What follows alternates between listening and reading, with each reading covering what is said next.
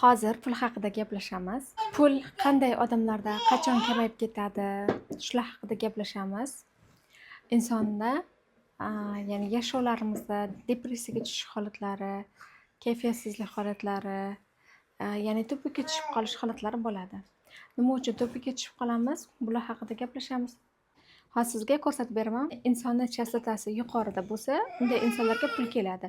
Insonni chastotasi pastda bo'lsa, unday insonlarga kelmaydi. Nega? Insonni chastotasi, ya'ni energiyasi yuqori bo'lsa, u insonga pul keladi. Hozir ko'rsatib beraman. Pul asosan qizg'anchiqlik ongida ko'paymaydi. Agar biz pulni qizg'anchiqlikda sarflaydigan bo'lsak, pul kelishi bilan pulni ushlab qolishga harakat qiladigan bo'lsak, pulni sarflash shunchalik qiyinchilik tug'dirsa, kuzatganmisiz? Pulni berayotganingizda xuddi bir nimangizni berib yuborayotgandek his qilgan bo'lishingiz mumkin. Masalan, menda bo'lgan. Hozirgacha ham bor. Buni yo'q deb ayta olmayman. Ba'zi narsalarda shunaqa his qilaman. Qachon mana shu qizg'anchiqlik ongi tark etiladi? Bu haqida aytaman hozir.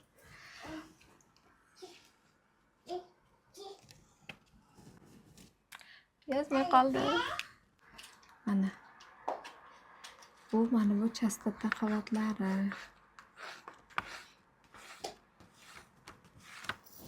Inson yuqoriga ko'tarilgan sari kengayib ketaveradi.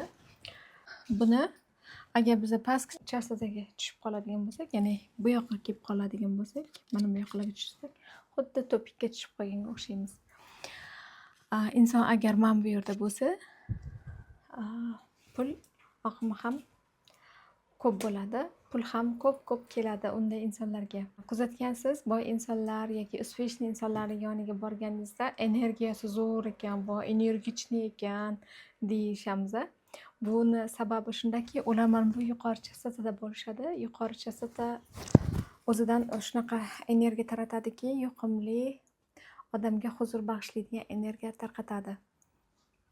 Bu yerda inson qancha pastga tushsa, mana bu yerda qizg'anchiqlik ongida deylik, mana bu yerdan bu yog'i pastki chastota, bu tepa deb hisoblaydigan bo'lsak, bu yerda qizg'anchiqlik ongi, men yozsam qo'rqyapman, yozmay qolishdan. Qizg'anchiqlik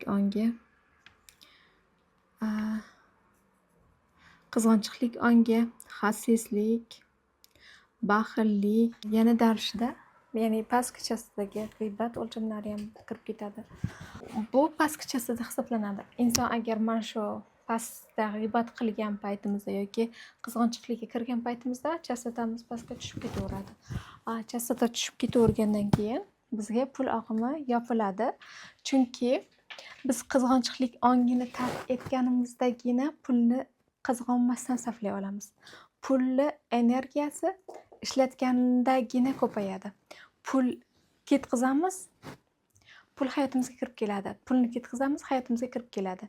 Agar pulni ushlab turadigan bo'lsak, u sekin-sekin o'zini yo'lini topib chiqib ketadi hayotimizdan, lekin pul ko'paymaydi. Pulni oqimi kengaymaydi.